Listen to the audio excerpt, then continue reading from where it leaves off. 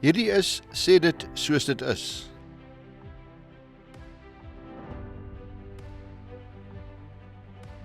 Ek praat vanmiddag met Nico van der Merwe. Baie welkom, baie dankie dat jy hier is. Dankie, dis 'n voorreg.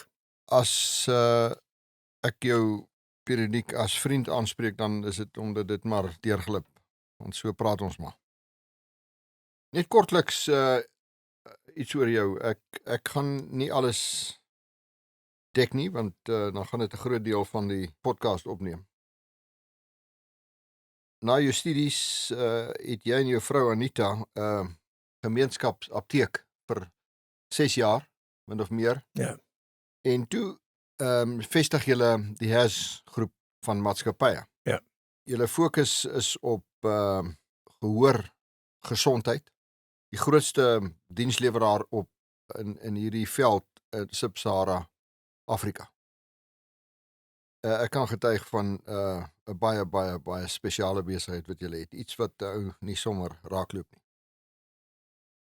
Jou missie is om verskil te maak in dowe opvoeding en heeltemal 'n nuwe manier waarop julle dit doen, waaroor jy bietjie kan gesels op 'n call.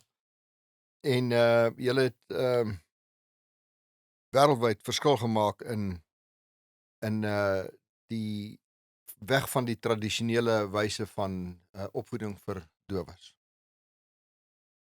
Jy was Springbok swemmer gewees.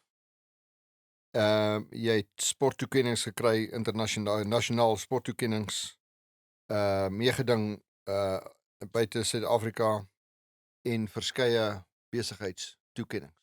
Skrywer van 3 boeke. What Does God Know About Business? Is die eerste boek, tweede boek Vision, Dare to Dream Big en Stepping Out of Your Comfort Zone.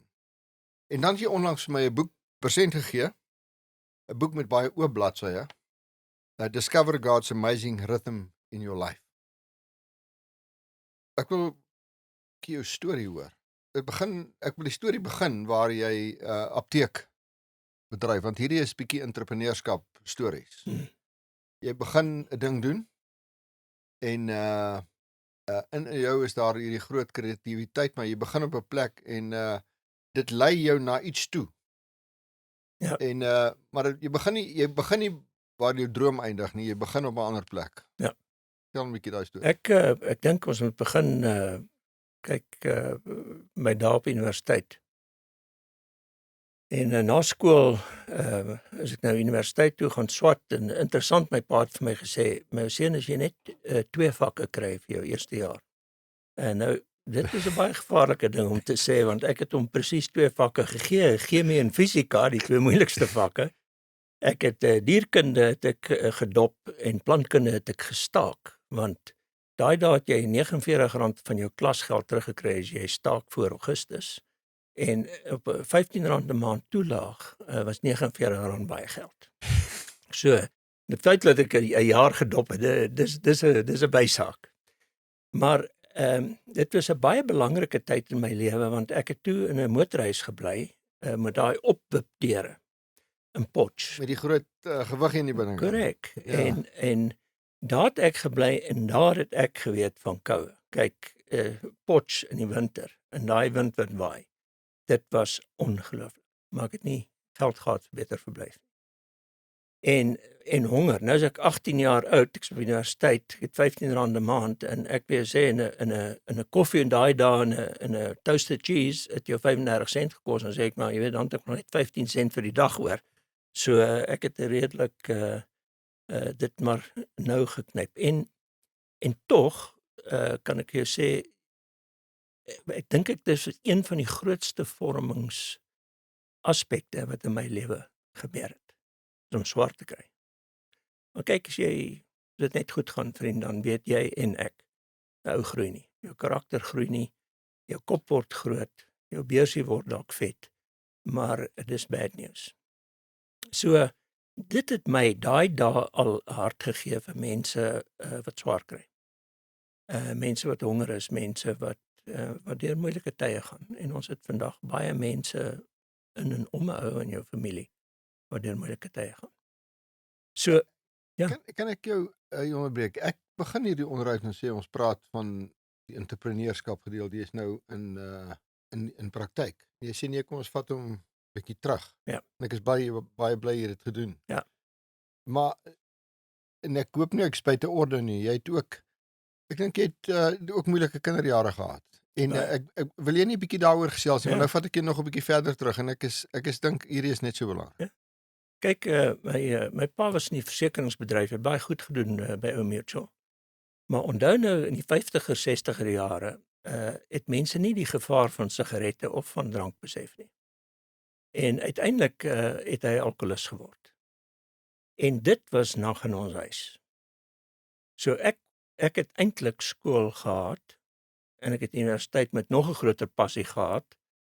Maar toe ek nou op universiteit kom en ek is so arm, toe moes ek nou na ek my 2 jaar voltooi het en ons gaan swem het in Europa, het ek toe noodapteek begin doen toe in my prakties. Ons het 2 jaar, 1 jaar universiteit, 2 jaar prakties, 2 jaar universiteit.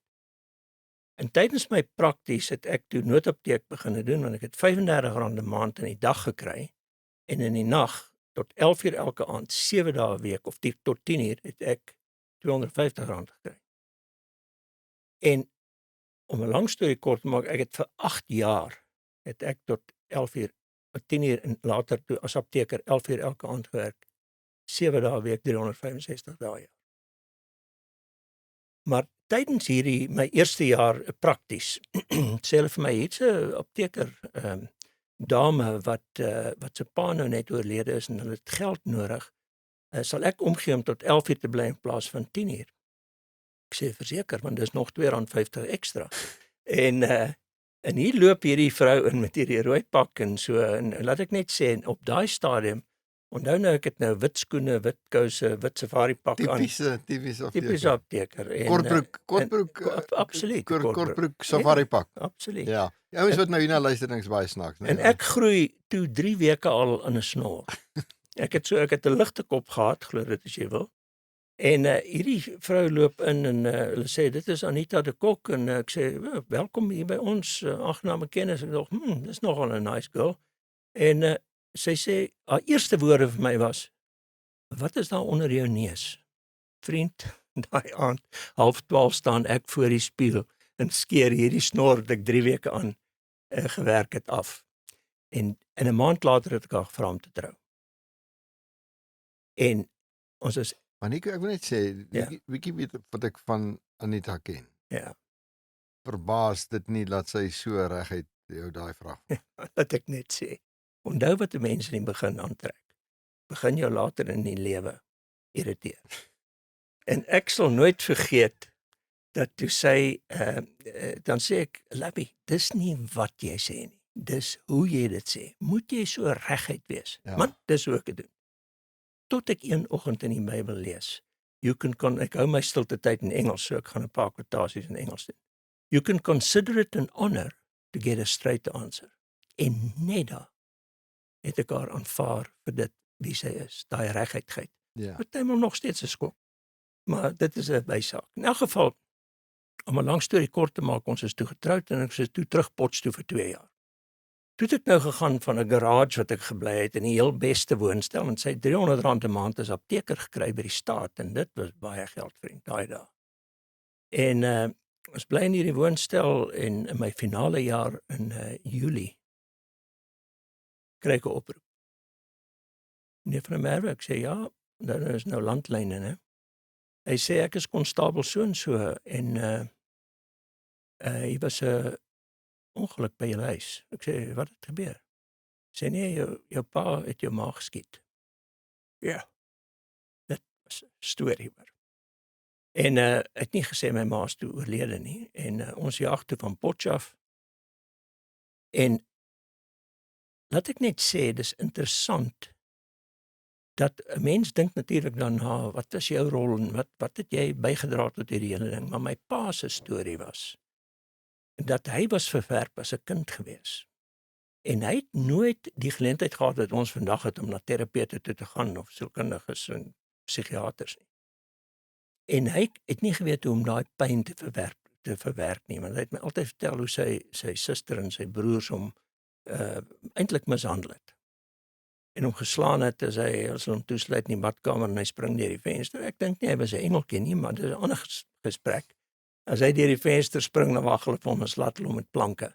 So, en dit het 'n indruk op hom gelaat, dat hy het verwerp gevoel. En toe my ma nou, na ons uit die huis uit is, vir hom sê, hoorie, maar I'm out of here. Toe was dit, ek dink, die een persoon wat hy die liefste voor was, het hy heeltemal verwerp gevoel. Want daarna, hy het toe selfmoord probeer pleeg, die koel is reg deur die lobbe van sy brein, hy het net een oog verloor, en hy het daarna nog vir meer as 20 jaar geleef. En nie weer 'n druppel gedrink. En hy's toe na 5 jaar by Weskoppies ontslaan en hy's Matthew ou uit die huis toe. Maar in elk geval, en is interessant dat wat ek nie vandag as ek terugdink, hoekom het ek jare gevat voor ek hom vergewe? Want een oggend in my stilte tyd, toe ek bid en ek bid oor hom, elke keer as ek hom sien, het ek hierdie knop in my maag gehad. En die dag toe ek hom kon vergewe, is so 'n paar jaar voor sy dood, toe is ek vry. En dit is vir my altyd interessant hoe mense loop met hierdie wrok, en ek sê nou wrok, en hulle kan nie vergewe nie, maar jy verstaan nie, dit is soos 'n tronk wat jy jouself in toesluit. En as jy daai sleutel draai, en jy maak daai kou oop, en jy vergewe jou pa, jou ma, jou broers, jou vennote, jou ex-vrou of man, dan is jy vry. En dit was vir my 'n wonderlike ervaring gewees.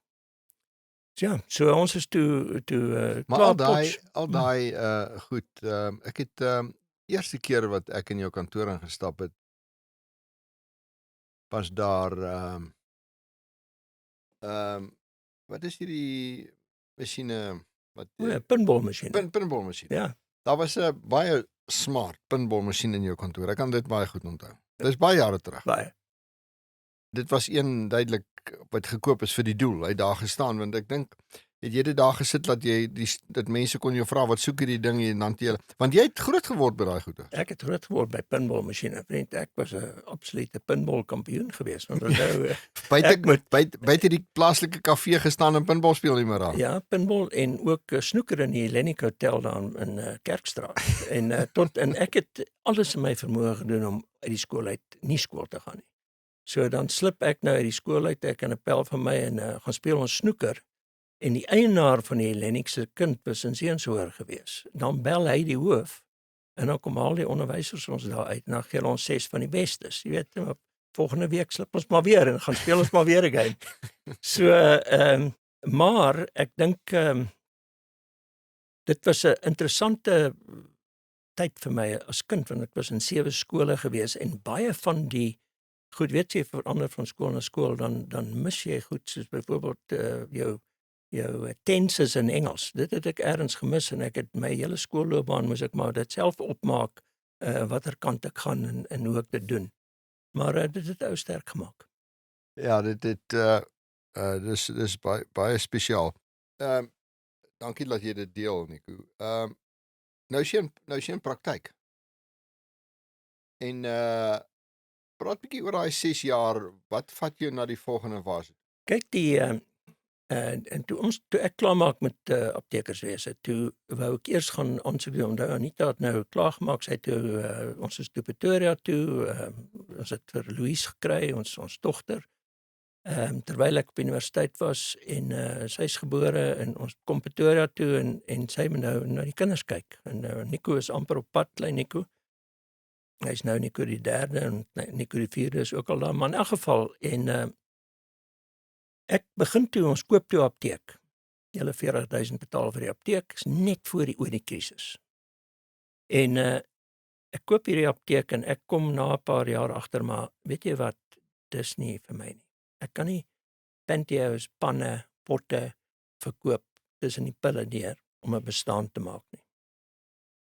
En ek sien 'n advertensie van 'n gehoorapparaat, opleiding van 'n gehoorapparaat akoestiesien, en daai Maar voor jy daar kom, jy het 'n paar ander goed ook probeer wat net op niks uitgeloop het. vriend, baie. Wil jy nie Kyk, net vir ons 'n paar van daai mislukkingetjies vertel nie? een van die groot goed is, ek het 'n kliënt gehad, hy loop daarin en dis die dae toe daar nog net R1 en R2 was en hy sê, "Wow, sy oë is so groot."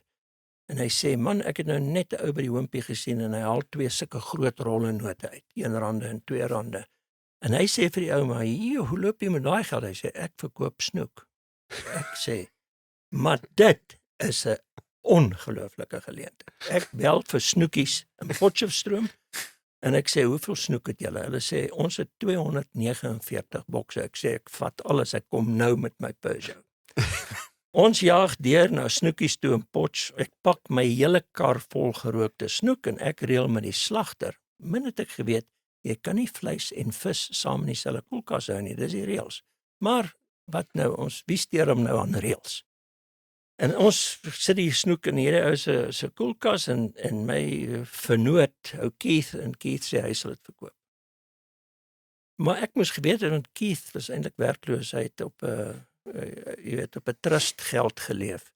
En na 3 dae toe kom ou Keith en hy sê, "Man, I don't think I'm going to continue with this business." Want hy verkoop nie 'n flippend snoek nie. Man, en ek sê, "Ja, dis nou 'n slag en ons moet nou van hierdie snoek ontslaa raak." Nou jaag my manne op die skooters rond met hierdie bokse snoek wat hier agteruit staan en hulle probeer hierdie snoek smous. En so 2 weke later stap daar 'n vrou in die apteek in en sy sê, "Nico van der Merwe, jy kan jou vrot snoek vir jouself hou," en sy gooi daai bokse op die toonbank. Maar ek is dadelik geafronteerd. Ek meen, wat bedoel sy nou hierby? Maar toe ek so nader stap en ek sien hierdie bloedkolle van die karkasse in die koelkas wat so bo op die boks lê.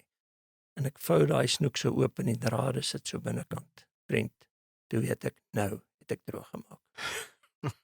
So ek het baie van daai storie, maar 'n ou het geleer dat jy nie net elke geleentheid moet aangryp nie. Jy moet 'n bietjie dink daaroor en jy moet bid daaroor en jy moet seker wees dat dit nie 'n versoeking is nie, jy weet. So daar was ander laserstrale wat ek ingevoer het van Switserland af en toe maak die Japanners of die Chinese maak dit toe teen 'n 10de die prys en toe is dit 'n flop. En veldkits wat ek gemaak het vir jagters wat hulle eerste hulpstel in die veld kan vat, wat 'n wonderlike idee is. Ek het vir jare in die apteek die skertjies nog verkoop en wat is nie goed. Dit is totale flop. So baie stories, vriend. Wat belangrik is. Ja, absoluut. Jy moet deur die goed gaan. Ja. Jy maak nie geld nie, maar jy maak baie ervaring by mekaar. Presies dit, want kon nou een dag stap toe verloor ek 3 ouer huise gehad dat ons voorskrifte voorgedoen het. En in Januarie die 1 jaar toe weet al 3 vir my dat omdat ons nie 'n noodapteek het nie en ek het wel nou 'n noodapteek gewerk, gaan hulle stop en eerder hulle besigheid na 'n noodapteek toe vat. Jy weet of 'n apteek wat ook 'n noodapteek het. En 50% van ons omset verdwyn net so. Maar op daai stadium het ek die Here al geken. Ek was net so oor die 30 gewees. Maar 'n ou gaan in 'n paniek in. Ek meen 50% van jou omset kan net spel die deure toemaak. En hulle het gesê die einde van Februarie stop dit. In die middel Februarie stap daar 'n professor Dion Du Plessis. Einde Februarie stop wat? Stop dan gaan hulle die voorskrifte stop. So van 1 Maart af is ek 50% af. En 'n professor Dion Du Plessis, hy was hoof van urologie by Tikkies. Hy stap in en hy sê vir my, "Meneer van der Merwe, man, ons het 'n probleem met ons paraplegiese pasiënte. Hulle het sekere medikasie nodig en hulle het kateters nodig en stel jy nie belang om dit jy weet vir ons te hanteer nie, want hulle gaan na hulle apteke toe en kry nie altyd die regte goed nie." Ek sê natuurlik, ek meen, maar hoeveel paraplee is daar nou? 1 of 2 wat ek in al my jare gesien het. In 1 Maart begin ons met hierdie voorskrifte te vervul. En dit meer as verdubbel ons omset met betaling binne 30 dae wat die staat 90 dae betaal het en geen korting wat ons hoef te gegee het. En daar het ek besef hoe die Here as een deur toe gaan, hoe hy 'n ander deur oopmaak. Maar dit is nie maklik nie. Dit was 'n tyd wat ek eintlik paniekerig was. So en dit het ek verskeie kere ervaar in my lewe. een deur toe gaan, maak die Here aan een oop. Ja. En Beter een. 'n beter een, absoluut. So ons is toe 10 jaar na ek begin het met die gehoorapparate. Toe kry ek die geleentheid om van ek gehoorapparate in Sub-Saharan Afrika te Jy het 'n versprei. stukkie geskiep. Iets Ja. in die praktyk, by die apteek, lei jy na die gehoorapparate toe. Ja. Ja, omdat ek nou nie, ek was, jy weet dit was onvolvuldig. Ja, en- Ek het nie daarvan gehou nie en dit is boring. En dit lei jou in Toe het ek nou opleiding gekry in Johannesburg as 'n gehoorapparaat akoestikus. Ek het toe die gehoorapparate begine verkoop en 4 jaar later in 1979 toe kontak die firma my, maar dit laat ek net sê, dis voor ek tot bekering gekom het. Was ek verslaaf aan die sterrevoorspel. So in Januarie daai 'n baie onbetroubare bron, maar nee man, kom ons dit is net sê so in Januarie daai jaar lees ek nou die sterrevoorspel vir die jaar wat voor lê en hulle sê in Augustus gaan jy 'n foonoproep kry wat jou lewe gaan verander. en jy 16 Augustus 1979 kry ek 'n oproep. En die man wat my opgelei het, die firma wat toe in Queenswood was, saam met 'n Britse firma, bel my en sê: "Stel jy belang om jy is ons beste agent om ons firma te koop?" Man, sonder om na 'n boek te kyk, sê ek onmiddellik absoluut. En ek en my ouditeur, ons koop saam die firma. Dit was my eerste en my laaste vennootskap wat ek met iemand gedoen het. Maar in elk geval.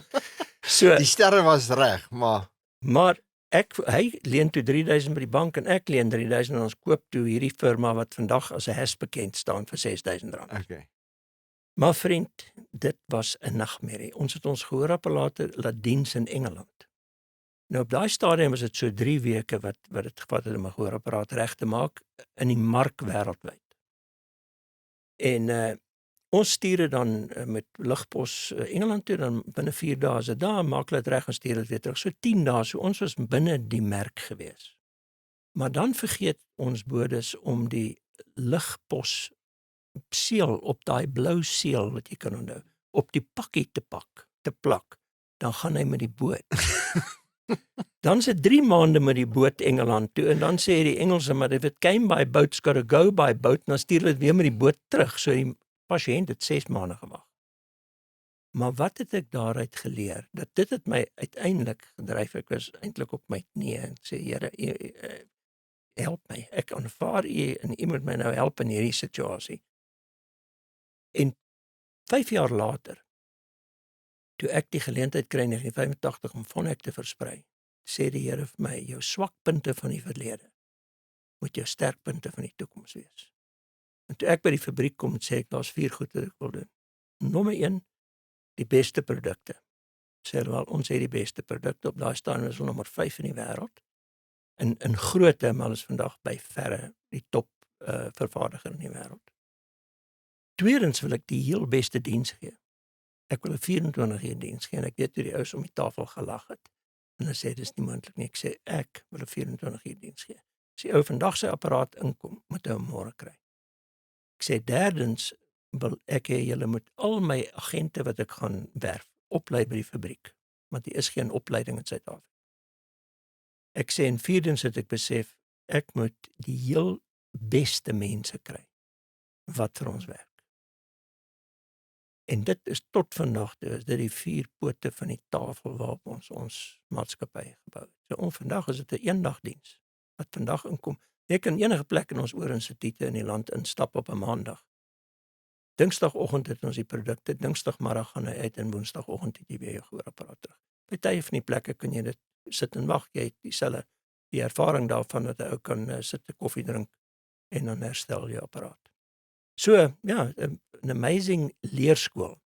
Maar kan ek net insinueer jy dat ek gehoorapparaat dra? Wel, nee, dit is nee vriend, ons het die Poppy Act en so aan. So, laat ek net sê dat dis die interessantste ding dat wanneer 'n ou hierdie pad stap. Ek sê weer eens, dis nie maklik nie, maar dit is so 'n interessante opwindende pad. Want ons het net hierna het ons die apteek verkoop, want na 4 jaar het ons so gegroei. Onthou die 10 jaar, begin met apparate 10 jaar later van ek. En so is die 10 jaar of 10.000 uur leerkurwe in alles wat jy doen. Vandag se jong mense wil oornag sukses hê. Vergeet dit. Dis 'n droom. Jy het tyd nodig om te leer. En in 1989 toe moes ons nou uit die apteek uit en hierdie gebou koop. 'n Gebouetjie, ons eerste gebouetjie. Onthou in die apteek het jy jou voorraad, jou personeel en jou kliënte alles voor jou.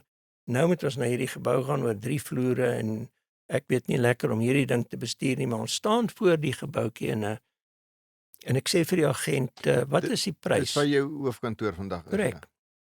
Hy sê wat is die prys en hy sê R500,000. Ek sê oef, ja, okay, maar en toe sê ek vir hom iets wat ek sê vir hom ek gaan daaroor bid. En ek loop weg en ek dink, maar wat het ek nou vir jou gesê? Waar in die Bybel gaan dit staan dat ek 'n gebou moet koop of kan koop? Man, in die woensdagoggend hou ek my stilte tyd en ek sê vir die Here, Here, ek wil nou nie u onder druk sit nie.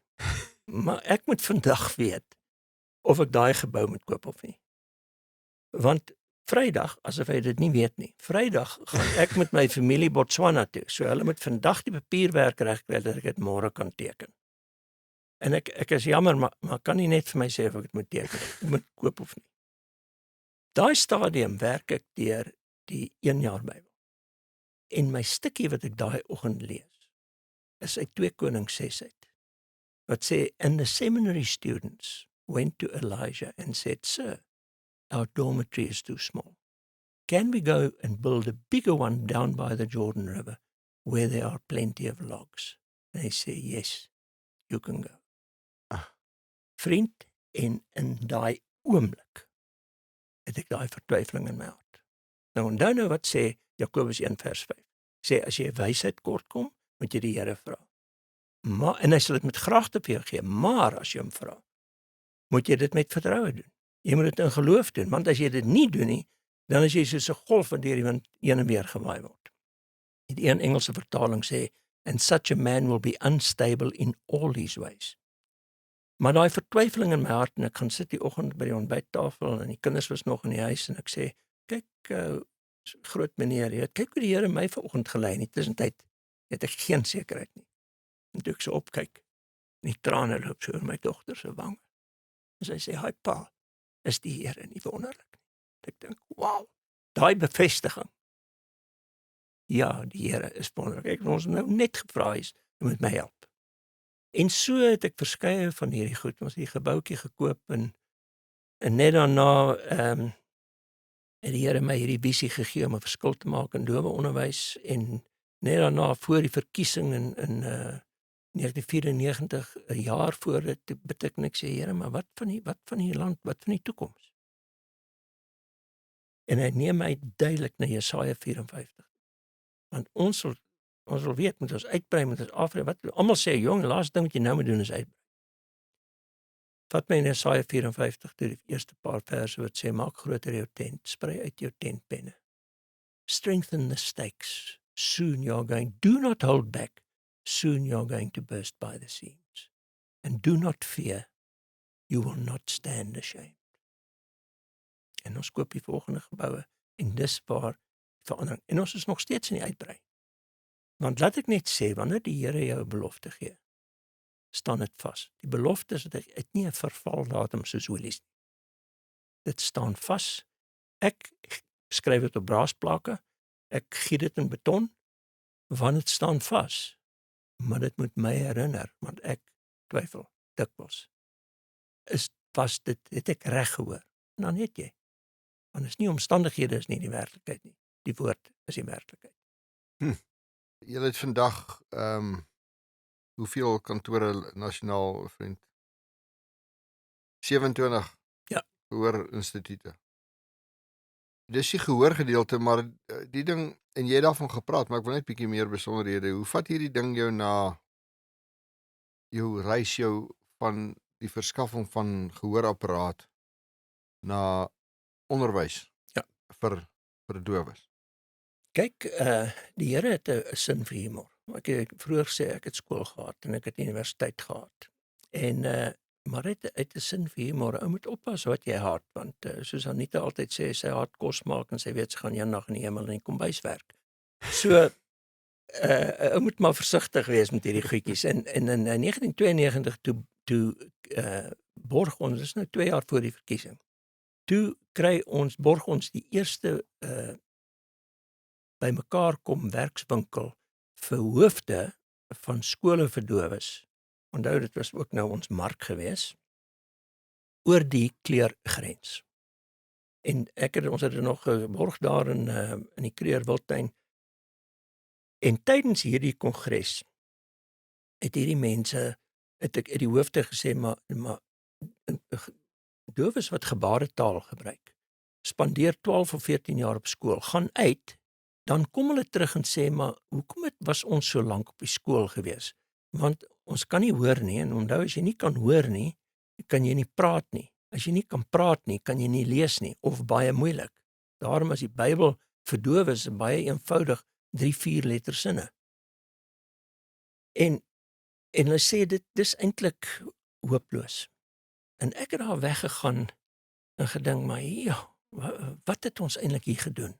Ons het nou 'n klomp geld hier ingesit, maar daar's geen uitkoms. En 'n paar weke daarna sit ek een oggend in my stilte en ek sê, Here, ons het nou hierdie bymekaar kom gehad. Wat wil u hê? Wat moet ek enigiets daarmee doen? Gerard, ek hoor duidelik hoe die Heilige Gees vir my sê, I want you to make a difference in deaf education. Ja, ek was so excited. Ek sê, hier gaan ons 'n klomp geld maak. En jy en ek weet, wanneer die Here jou 'n visie gee, is dit altyd om tot voordeel van ander mense te wees. Nooit vir jou eie sak nie. Maar dit het my 6 jaar geneem om te verstaan, en ek het gevlieg na die Wêreldbank toe in Washington DC, en ek was in Switserland, ek was oral, om te verstaan, dit gaan nie oor jou nie. Wow, as jy sê, jy het al die goed gedoen, jy het hierdie visie, en jy vlieg Wêreldbank toe. Ja. Kom ons stop net daar. Gaan vra jy vir hulle vir geld? Ja, ek het die visie gaan deel, en in die begin het ek vir geld gevra. En wat sê hulle? En nie 'n sent gegee nie. Almal het gesê, dis 'n ongelooflike visie wat jy het, en nie nou gee 'n sent nie. Want die Here wou op die ou einde gehad het, dat ek moet in geloof hierdie stap neem.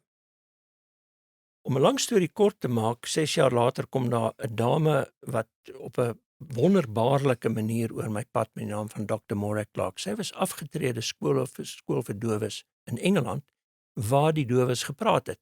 Hulle het nou wel soos Mr. Bean gepraat, want hulle het nie die tegnologie gehad wat ons het nie. En sy sê toe, ek gee haar toe die dokument om te lees, en sy sê vir my, ja, dis 'n noemenswaardige dokument, maar jy begin met die verkeerde plek. Ek sê, wel, ek moet met die kinders begin, waar moet ek begin? Sy sê, nee, moenie met die kinders begin nie, begin met die professionele mense. Want vandag, elke kind wat vandag doofgebore word, as hy vroeg genoeg geïdentifiseer word, en hy word die regte gehoorapparate, cochleaire implantings verskaf, en jy stel hom bloot 'n normale taal, sonder gebaretaal, sal hy normaal ontwikkel.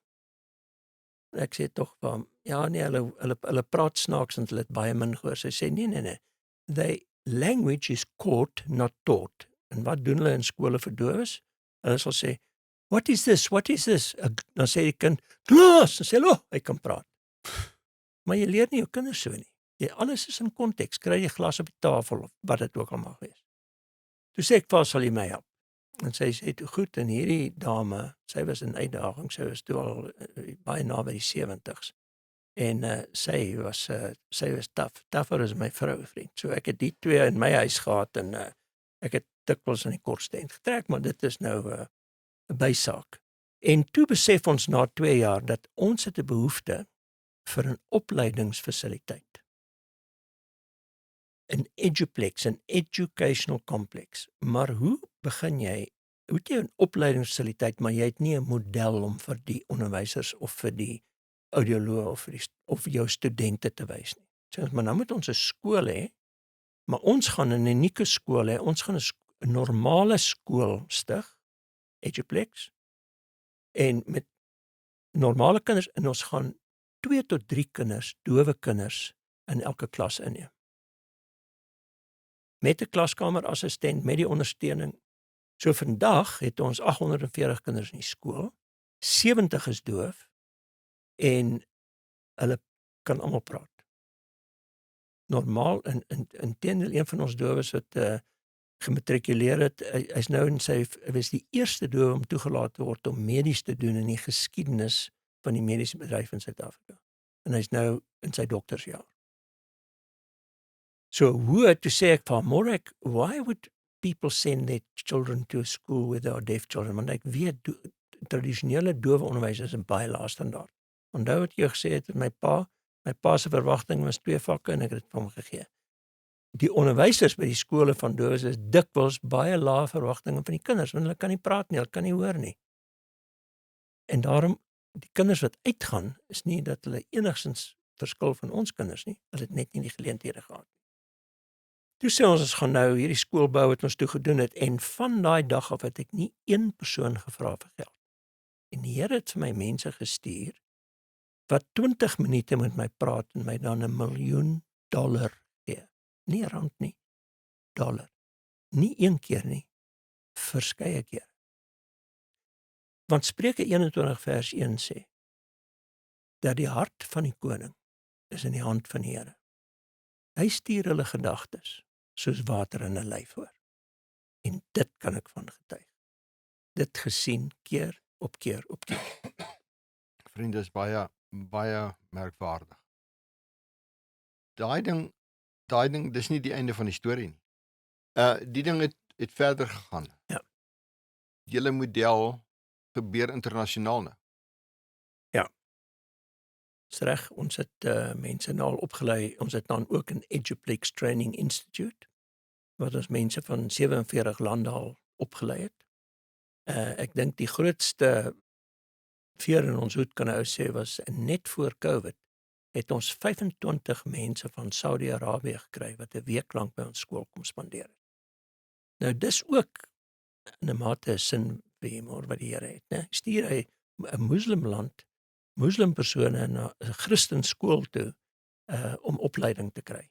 En ek het met hulle die visie gedeel, ek het met hulle dit, en is interessant, baie van die moslim vrouens, wat na my toe gekom het en my regtig van harte bedank het, vir my eerlikheid en om die visie met hulle te deel. Ek dink dit het hopelik vir hulle 'n deur oopgemaak.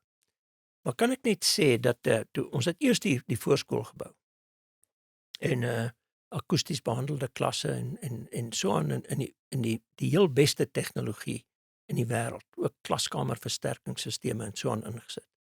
En ek was net reg om terug te sit to feather my nest, soos jy sal sê. Want ek het mos nou gedoen wat die Here van my verwag het. Voorskool.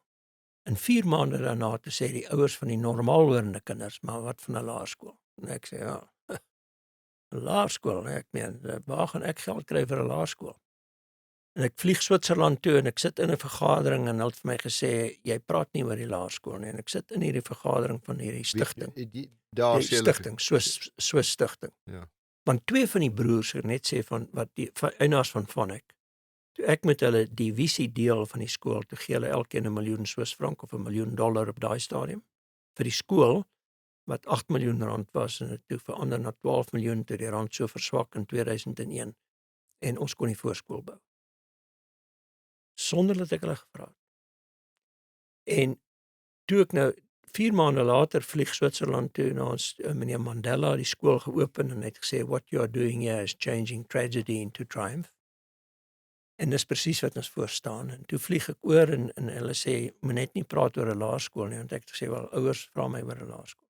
En die vergadering, sponsors, ja, hulle sê, ja, en hulle sê vir my, hoekom wou hulle nie jy moet praat oor? nee, want hulle gaan nie die geld gee nie. Okay. En maar ek het nie hulle gevra vir die geld nie.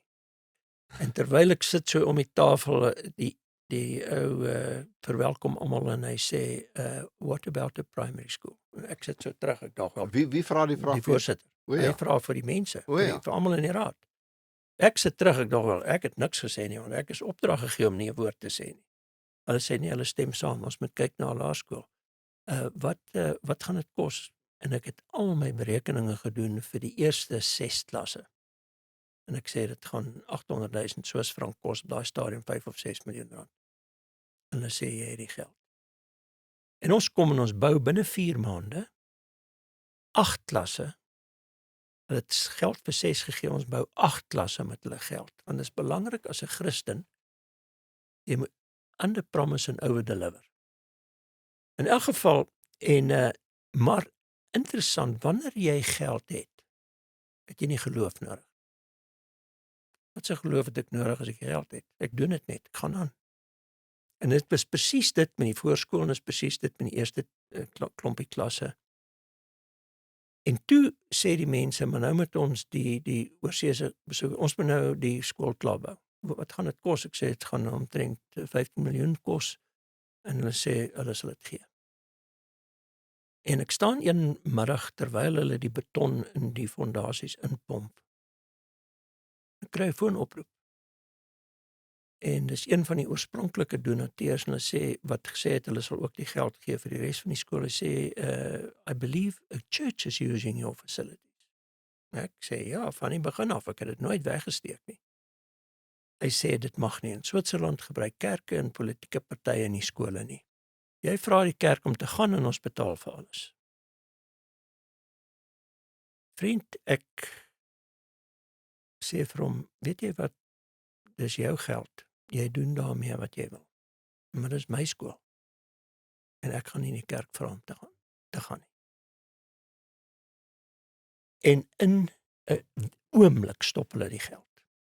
Nou, daai stadium was ons ook besig om die Oor Instituut in Queenswood te bou en dit was 'n 16 miljoen rand projek. So dit was redelik nou hier in 'n catch-22, né? Man, en ek bid en die Here seën ons besigheid dat ons kon 15 miljoen by die bank leen om die skool klaar te bou. Maar 2 maande nadat hulle die geld gestop het, word ek een oggend wakker. Ek het nou my raad en kennis gestel. Hulle weet van dit was nie die geld het nie, maar ons familie sal instaan daarvoor. En ek word wakker met 'n vertwyfeling in my hart. Ons gaan nie hierdie ding deursien nie. Dit is 30 miljoen rand, dis 'n vreeslike lot geld. En daai aand voor ek huis toe gaan, maak ek my e-posse, kyk ek gou my laaste e-posse en daar's 'n e-pos van Dr. Morag Clark, die dame wat my gehelp het by skool, wat in Skotland vakansie hou. En sy sê vir my, man, dit is regtig onaanvaarbaar dat hierdie ouens nou die geld stop en dit oor 'n kerk wat nie eers 'n inset in die skool lewer nie. Maar ek voel jy moet Openbaring 3 vers 8 lees. Die volgende oggend kom ek by die kantoor en ek maak die e-posse oop en daar het een van ons ander raadslede, Gerard Wolfhard, in Mexico vakansie gehou en hy sê, my broer, dit is nou baie swak van hierdie ouens my geld stop. Maar die Heilige Gees lei my om vir jou te sê, jy moet Openbaring 3 vers 8 lees. Nou, my eerste reaksie is, hierdie ouens is op vakansie. Wie lees Openbaring as jy op vakansie is? Maar in 'n geval, in Openbaring, ek meen, dis feit, lees jy Openbaring as jy op vakansie gaan? Dan is jy baie heilig. In 'n geval, Openbaring 3 vers 8 sê, I know you well, you are not strong. Maar kyk, toe ek dit lees, Gerard, toe bars ek in trane uit van soos ek huil. Ek sê, Here, dankie dat U my so goed ken, dat ek niks hoef voor te gee wie ek nie is nie. U weet, ek het voete van klei. U weet, ek twyfel. I know you well, you're not strong, but you have tried to obey. None of us can obey. Net Jesus ten volle gehoorsaam gewees. Maar ons probeer, en die Here sien dit. En maar dan die volgende deel, en dis die sleutel. And you have not denied my name. Dis die sleutel. En toe gaan dit verder die vers en hy sê, and therefore I've put before you an open door that no man can shut. Man, en ek gryp daai vers vir myself en ek dink, wow, dis hierdie is amazing vers vir my. En 'n paar dae later besef ek, maar dis vir ons kinders en ons ouers en ons personeel en ons gemeenskap, dat die Here 'n oop deur voor elkeen van ons sit. En dit hang van ons af om deur daai deur te stap in geloof, al bewe jou broek, of weg te draai in vrees. Toe ek 2 oop deure laat maak, wat nie kon toemaak nie, waar die kinders tussen die voorskool en die laerskool stap, as 'n herinnering, dat daar is 'n oop deur vir elkeen van ons. Daai mense wat besluit het om die geld te weerhou, het hulle 'n verandering van gesindheid gehad op 'n stadium? Ja, dis die interessante deel, as jy nou bietjie verder lees in Openbaring 3 vers 18, vers 19, sê dit, "And those they say they are one of us." Nou onthou hulle, die soos het gesê, maar ons is ook gelowiges, maar ons wil nie kerk in ons skool hê. "Those that say they are one of us, but they are lying, they will come and acknowledge that I am your God." Man, hulle het vir 9 jaar nie met my gepraat. 9 jaar. Toe ons 30 jaar vieringe met Vonnek het, toe nooi ek hulle na die vieringe toe by die skool. En hulle kom en hulle kon nie glo wat hulle oë sien nie. En hulle het deur die skool gegaan en ons het beginne kuier as ons wat mekaar gister gesien het. Interessant hoe die Here mure kan afbreek in 'n oomblik, want hy het 'n plan gehad. 5 jaar later, in 2020 plus 5. Ja, 2020. So eintlik 14 jaar nie meer gepraat. Nou al het weggesien in Pretoria, het ek nooit weer van, maar elke verjaarsdag het ek hulle gebel en geluk gewens. Partymal het met my gepraat, ander keer het ek 'n stemboodskap gelos. In 2020, nou dis nou net voor COVID, toe bel een van die persone my en sê, kan ek hom help? Hy werk in 'n projek in Zimbabwe, wat hulle AIDS-medisyne, HIV-middels gee vir die HIV-positiewe mense. Hy help die professor daar, professor Luti, en maar daar's 'n klomp weeskinders wat doof is, wat HIV-positief is, en hy wil graag vir hulle gehoorapparate gee. Sal ek hom help om met hulle te gaan pas? Ek sê natuurlik, en ek reël ons personeel en almal, en ons gaan help hom. Maar toe in Pretoria kom sê, kan ek jou net weer deur die skool vat? En ek vat hom weer deur die skool en hy stap hier weg en hy sê, laat die tyd vir my, ek en my vrou sal graag 2 kinders wil aanneem in die skool.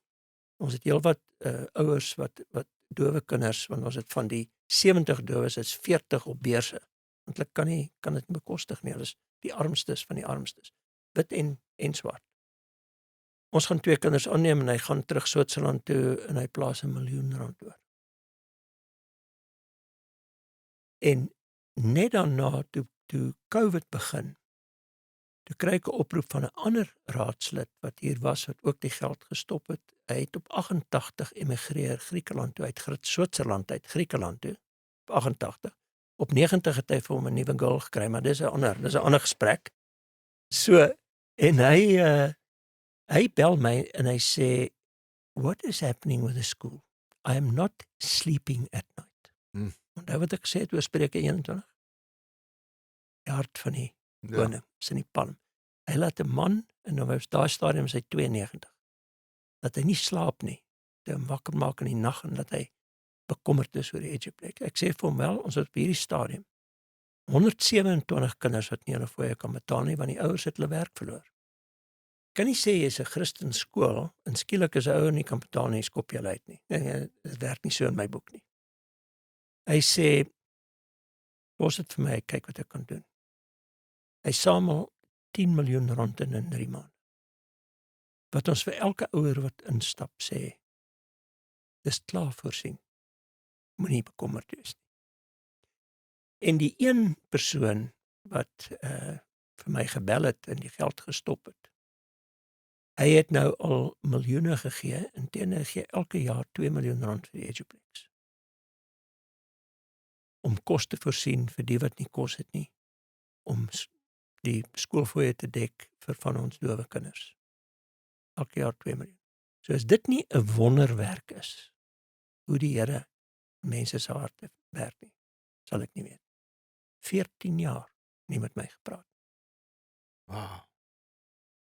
Merkwaardig nie. Hierdie pad groei nog steeds.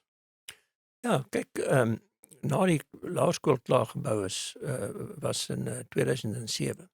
En nou is dit weer dieselfde storie, né? Ou wil terugsit en jy wil maar bietjie ontspan. Want dit was 'n harde stryd geweest om te kom waar ons was. Toe in die middel van Die stuk 2009 van die ryk dwaas wat sê ek gaan nou ja, bietjie die asem skep. ek gaan nou bietjie die vrug van my opbrengste Ja. bietjie geniet. En ek dink die Here het geweet, ek dink my Anita het gevra dat hy my 'n bietjie besig moet hou. So 2009 toe in Augustus een van ons raadslede, François van die Kerk, was toe op die raad. En hy vra 'n eenvoudige vraag en hy sê in die raad, wat nou van die toekoms? Paar woorde. En onmiddellik het ek die druk gevoel. En ek dink toekoms. Ek is nou net wat ek skaars asem gehaal het met hierdie skool en met al die geld wat ons moes leen en dit was druk geweest. Maar ek weet hy was reg. En ek skeduleer die heel laaste dag wat ek kon met die skool se hoofde vergadering in November, 25 November. Die oggend gaan sit ek my stilte tyd en ek sê Here, ek weet ons moet nou dink aan die toekoms. Maar hierdie is 'n ek weet nie van die toekoms nie. Ons het R27,000 in die bank en ek weet nie wat om te doen nou nie. En ek tel my boekies op en ek lees net weer 'n bietjie in my stilte, my dagstukkies, hoe die Here ons gelei het oor die jare om te doen wat ons doen. En ek lees in Spreuke oor goeie beplanning, dat dit is net 'n dwaas wat nie dink aan die dag van môre nie. En ek werk deur alles en ek tel die een dagstukkie op van 'n Ozzy Hillman en hy quoteer die gebed van Jabes, wat Jabes sê, Here maak groter my grondgebied. En Ozzy Hillman sê, jy moet versigtig wees en seker maak dat as jy die Here vra om jou grondgebied te vergroot, moet jy seker maak dat dit nie vir jouself is nie, maar dat dit tot sy eer is. Toe weet ek, dis mos nou 'n waarskuwing nie. En ek lees die een deel wat ook wat sê maak groter jou tent, sprei uit jou tentpenne. En ek weet hier's iets wat kom en ek sê Here, U moet my nou lei. Wat moet ek doen? En ek hoor hoe die Heilige Gees my sê jy moet 'n hoërskool bou. Ek sê nee, wo, stop net hierso. Anita het gesê jy oor my dooie liggaam gaan jy 'n hoërskool bou. Tensy die Here in groot letters teen die muur skryf dat jy dit mag bou, sê ek nou vir jou, jy gaan dit nie bou nie. Nog wel, ek meen, die Here skryf ons nou nie meer teen die mure nie. Ek meen, dis mos nou. Maar min het ek geweet wat gaan kom. Want 3 weke voor dit was sy in Chicago gewees by 'n kongres en ek sê, gaan na die biblioteek toe. Ek hou van strukture en gaan kyk op die 7de vloer, vergeet die boeke. Gaan kyk op die 7de vloer na hierdie staaldak en hierdie glas, dis amazing. Sy kom terug en ek sê, was julle toe by die biblioteek? Ja. Het julle gaan kyk in die dak? Nee. Maar wat het julle gedoen? Nee, op die 2de vloer het een van ons direkteure wat saam as Jan se rug seer geword. En hy sê, kom ons gaan sit 'n bietjie en maar hier's 'n fliek. Kom ons gaan sit binne in die fliek in die biblioteek. En hulle sien toe van Daniel Durham wat die ingenieur wat die hele geleentheid gaan om die hele Chicago oor te bou. En die laaste woorde op die skerm is do not make little plans. They have no power to stir the blood of people. Man, en ek, die Here sê jy met 'n hoërskool bou daai oggend. Dis staan dit iemand of is dit net 'n quote? Daniel Durham se quote. Dis dan ja. Ek wil dit net sê my media maar om te sit hier so in ons gesprek. Keris is dit afgeskryf. Keris? Het jy dit mooi afgeskryf? Nico, wil jy dit net herhaal vir Keris want ek sê die laaste deel uitgelaat. Do not make little plans. They have no power to stir the blood of people. Dankie Nico. In elk geval, en dit nou sê die Heilige Gees my met 'n hoërskool bou, jy moet 'n sport fasiliteit ontwikkel, jy moet 'n audiologie sentrum bou en ek is baie opgewonde hieroor. En ek sê maar ek gaan niks sê vir my personeel nie. Hulle moet met hierdie goed opkom, dan weet ek is 'n bevestiging. Maar ek gaan nou eers die grootste stumbling block is Anita, want met die hoërskool. Man, ek onthou soos gister, ek stap in die kamer en ek sê, hoorie Lavie, ek het nou gebid en dit nou ons vergadering. Miskien, sê jy nou al vertel wat daar staan? Nee, ja, sy het my vertel. Dis wat daar staan, maar dit het geen betekenis vir my gehad nie. En toe ek nou sê, maar die Here sê ek moet 'n hoërskool bou en hierdie toe leen sy so vorentoe en sy sê, do not make little plans. Toe weet ek, dit is 'n bevestiging. Vir my vrou om dit te sê, want sy is die een wat by klein goedjies fokus. Ek is meer by groot prentjie. In elk geval, ek gaan na die skool toe en ons het die personeel by mekaar en ek sê, ons bid saam en ek sê, okay, wat dink julle van die toekoms? En die eerste ou wat praat sê, ongetwyfeld moet ons 'n hoërskool bou. Die tweede persoon sê ons moet ongetwyfeld sportgronde hê, want 'n skool in Suid-Afrika sonder sport is dood.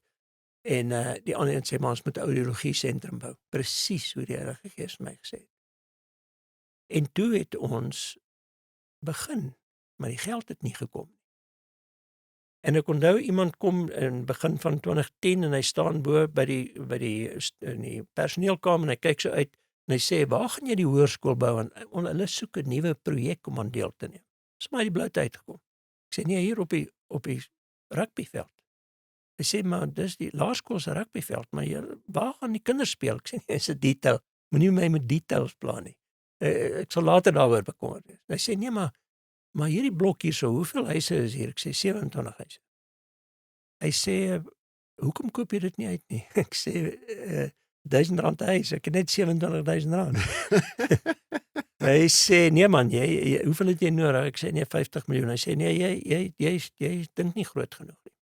Hoeveel gaan dit kos om die sportgronde te ontwikkel? Ek sê, ek weet nie, 150 miljoen. Hy sê, 250 miljoen, jy het dit. Ek sê, wow. Okay. Dis nou 14 jaar later, ek wag nog vir die eerste sent om te kom. Maar alles het gebeur. Want hier interessant, kyk, die Here weet ons het voete van klei, ek het dit al voorheen vir jou gesê. En hier stuur hy 'n man, maar uit sy bedoelinge was reg. Maar dit is die stadium wat almal gesê het, hierdie geld gaan van ons af inkom, en ek kan onthou daai was so 'n fase gewees. En hulle het gewag vir die geld wat nooit gekom het nie, en ek het gewag vir die geld wat ook nooit gekom het nie. Maar intussen het dit so stadig gekom, want ek het toe al die eienaars van die 27 huise genooi na die skool toe. En hulle sit toe daar en hulle is natuurlik baie vies vir my, want hulle weet hier kom nou iets en hulle weet nie wat nie. Hulle hoop dis baie geld, maar ek het voor die tyd dat ek 'n kaas en wyn gereël. Jy weet, net om hulle so 'n bietjie ontspanne te kry. En ek gee te veel elkeen 'n boek en ek sê dat ons gaan die Here het gesê die visie moet ons uitbrei en dis die enigste ding wat ons kan doen. Ons gaan julle uitkoop. En almal sit reg op en ek sê ons het net 27,000 in die bank. Ek sê maar wanneer julle sien dat ons begin bou, moet julle weet die Here het die geld begin voorsien. Hulle is daar uit, die eerste ou kom my sien op die hoek en hy sê, wil jy my grond koop? 825,000. Ek sê absoluut, koop die huis. Die man langs aan kom en soos dominoes val dit, wat die mense kom, een na die ander. Vandag het ons van die 27 huise al 24. En die ander, het ek sê, Here, maar hier's een tannie wat hier, haar huisie in die middel van alles het soos 'n seer tand. En sy het gesê, you can get my property over my dead body. Toe wou ek vir sê, but then it's only a matter of time. maar ek het besluit, nee, dit sal 'n bietjie ongeskik wees. Maar ek het geweet, die Here het vir my gesê, soos Israel, wat hy vir hulle gesê, ek gaan julle trek nou in die beloofde land in, maar ek gaan julle nie die hele land dadelik gee nie, want die dorings en die distels en die wilde diere gaan dit oor. En hierdie dame se erf is reg tussen 2 musieksentrums. En ek weet, op die regte tyd gaan die Here, gaan sy daai plek verkoop en gaan ons daar 'n behoorlike musieksentrum kan oprig. Loop ek dit vooruit as ek vir jou vra om die storie van die sportgronde te vertel? Maar kyk, ja, dit is net, sien, dis die interessantste ding vir my. Ek meen toe ons die grond Het ek jou onderbreek, is Glad nie. die hoërskool storie is nie klaar nie, of wat sê hom nou klaar vertel? Nee, die hoërskool, ja, die sport is natuurlik nou deel daarvan. Ja, Dis maar nou die volgende stap. ja, Nee, die hoërskool is klaar gebou. alright, nou is hy gebou. Ons wil nog 8 klasse bou en so aan, Ja, maar ja. ons het nie nou geld. Ja. So met die sport, dis interessant toe ons die grond gekry het vir die voorskool en die laerskool. Het ek nie eers gedink aan 'n hoërskool nie. En hier kry ons die grond, hierdie 27 huise reg oor kan die laerskool.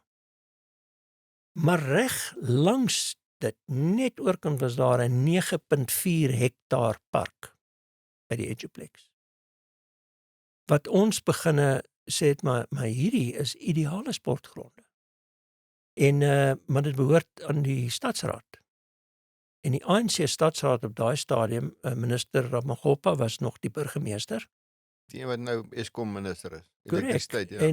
En Dr. Ernie Jacobson het gesê, hy was in die ANC op daai stadium, hy sê daar's geen manier waar die ANC stadsraad vir jou 9.4 hektaar grond gaan gee nie. Geen manier. Kan dit dalk hier vir 25 jaar. Maar wat kan jy doen in 25 jaar? Jy het tog 'n langer visie nodig. Don't make little plans. Man, in April, 5 April 2010 sit ek in Duitsland en ek sit en bid oor hierdie goed en die Here vat my, herinner my aan Jesaja 45, die eerste 3 verse.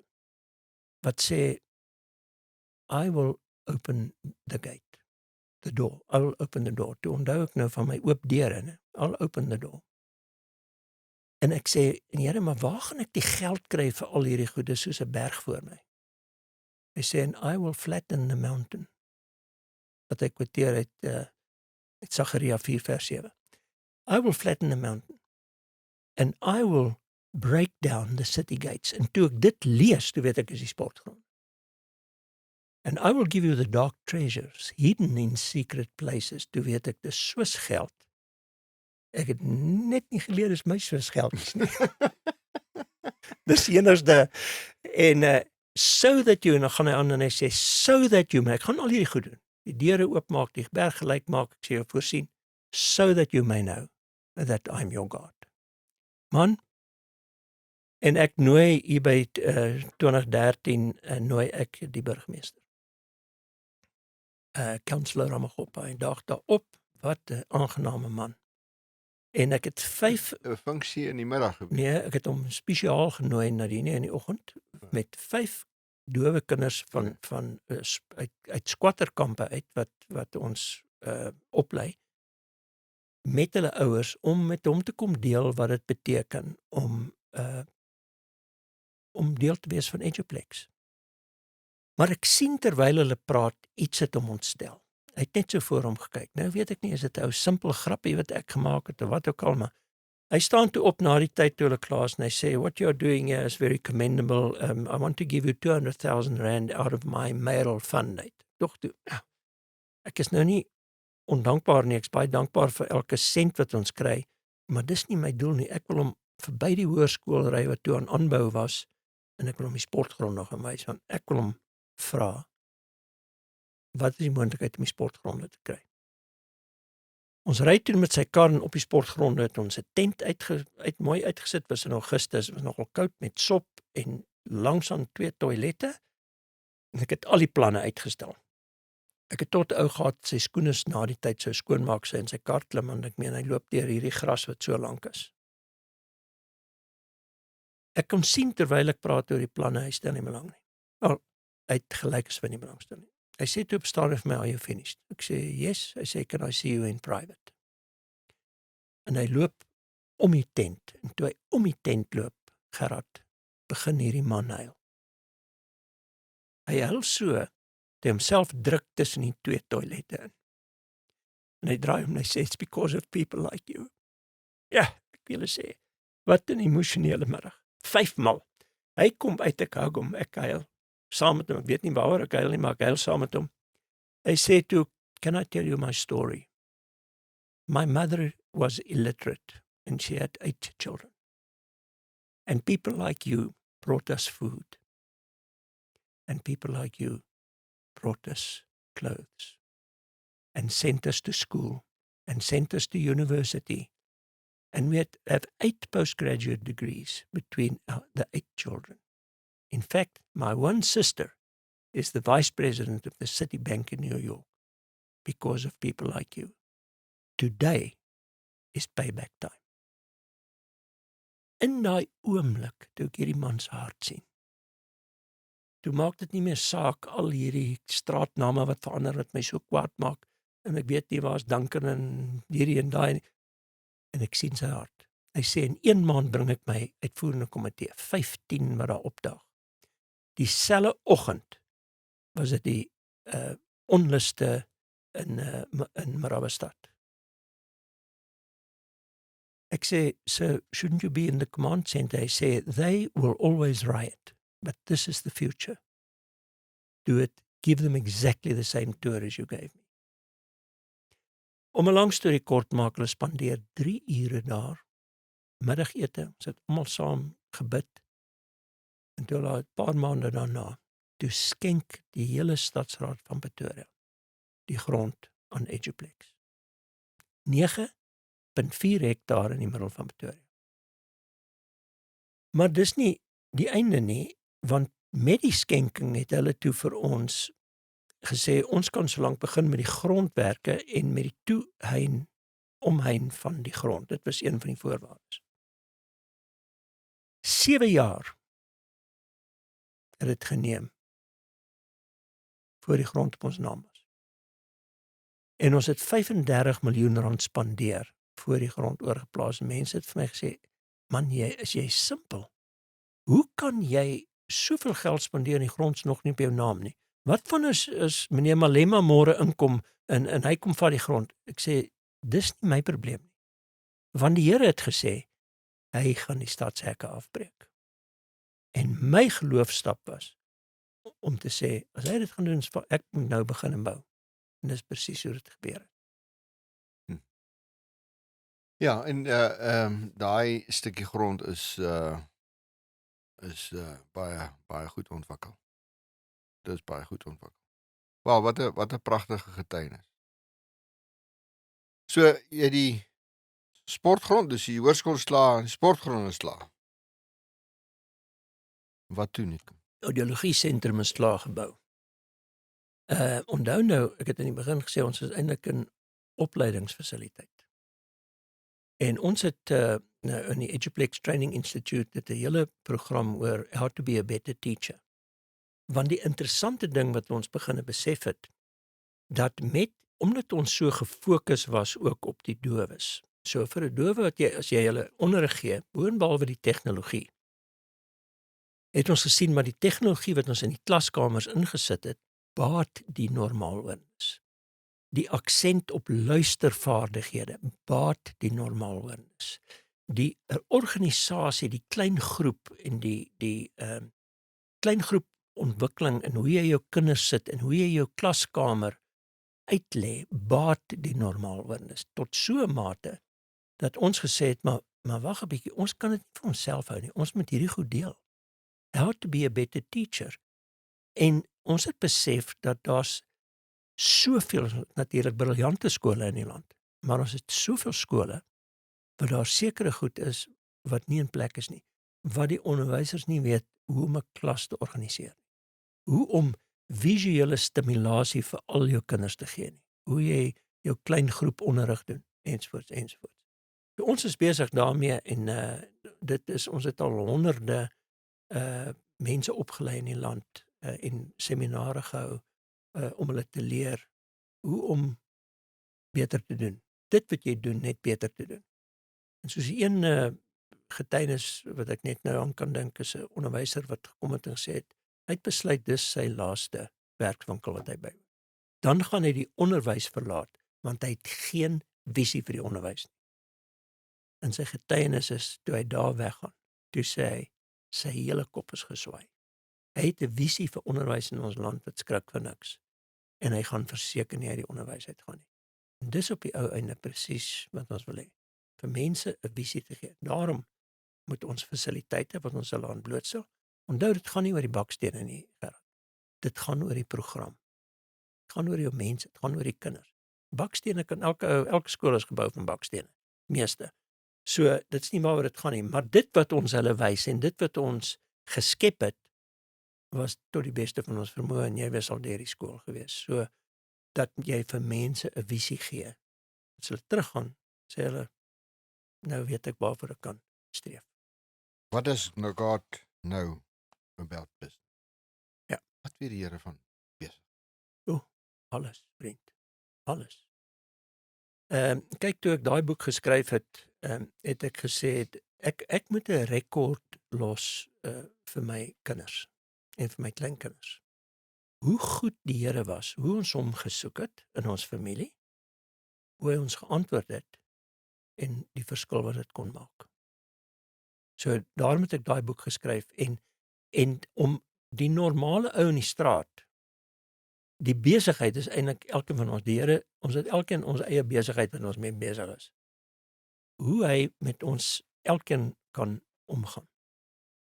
As ons hom soek en ek verduidelik daar hoe ek stilte tyd hou, dat ek eers bid en dan lees. Die Bybel natuurlik is die bron en ek het my dagstukkies en dan moet ek gehoorsaam wees. Jy kan nie net bid en jy vra of jy en die Here lei jou en dan is jy nie gehoorsaam nie. En dis die krisis en dis die groot stap, want dis waar die vrees inkom. En jy en ek weet, vrees is soos 'n mirage. Hoe nader jy en jy lyk hierdie berg voor jy, nader jy kom, hoe meer verdwyn hy, soos mis voor die son. En om mense aan te moedig om die Here te soek in hulle dag tot dag besigheid en lewe, eintlik in hulle lewe. En om in die sakewêreld jou besigheid en alles te raadpleeg. Korrek, want jy kan nie net leef Sondag kerk toe gaan en Maandag tot Saterdag uit jou eie agenda. Dis nie te sê dat ek oor alles bid nie, vriend. Ek is heilig, maar ek is nog nie so heilig. Maar ek kan nou vir jou sê, die projekte wat ek nie oorgemaak, onthou ek is verantwoordelik vir die eiendomportefeulje in die familie.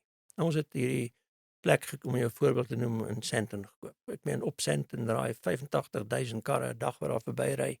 Ek meen hier gaan ons 'n oor-instituut bou en ons gaan 'n reuse sukses wees. Min het ek geweet dat my ouer pasiënte wil nie tussen 85,000 karre sit om ons te kom besoek nie. Nou het ons hierdie reuse eiendom wat ons nou moet ontwikkel en hoe kan jy 'n multimiljoen rand fasiliteit opsit? Ons verkoop gehoorapparate, vriende. Ons kyk na ons pasiënte. Ons is nie 'n diamantbehandelaar nie. In elk geval, toe probeer ons, maar dit was so 'n goeie koopie. It was a good deal, wat ek gedink het, is a God deal. En dit presies nie. Dit is so ooglopend geweest, dat jy die Here toe nie geraadpleeg het. Korrek, en ek sê, hierdie is net van die Here, man. Dit is onmoontlik, ek bid, ja, Dit moet van die Here Vader, jy moet ons lei hoe we gaan dit ontwikkel, en that was it. En toe vat ons 5 jaar, wat ons kry toe vir ons 'n ander perseel, baie beter perseel in Rosebank, met wonderlike parkering, alles, en toe moes ons Sandton verkoop, en ons kry nie hierdie plek verkoop nie, en ons moet die herzonering en storage het toe gesê, hulle wil die plek koop, maar ons moet herzoneer, voor ons 'n sent gee, 5 jaar, 62 besware later, kon ons uiteindelik die grond verkoop. En daar het ek besef, ek moet baie versigtig wees. Baie versigtig wees. Die Here sê nie verniet ken my in al jou weë nie. Vriend, ons maak massiewe foute in alledagse goedjies. Korrek. Dat ons baie tyd spandeer om dit reg te maak. Ja. Alles. Nico, ek wil jou baie dankie sê hiervoor en hierdie was 'n pragtige getuienis. Baie dankie hoor. Baie dankie. Plesier. Dankie Gerard en dankie vir jou vriendskap, vriend. Ek sê dieselfde. Baie dankie.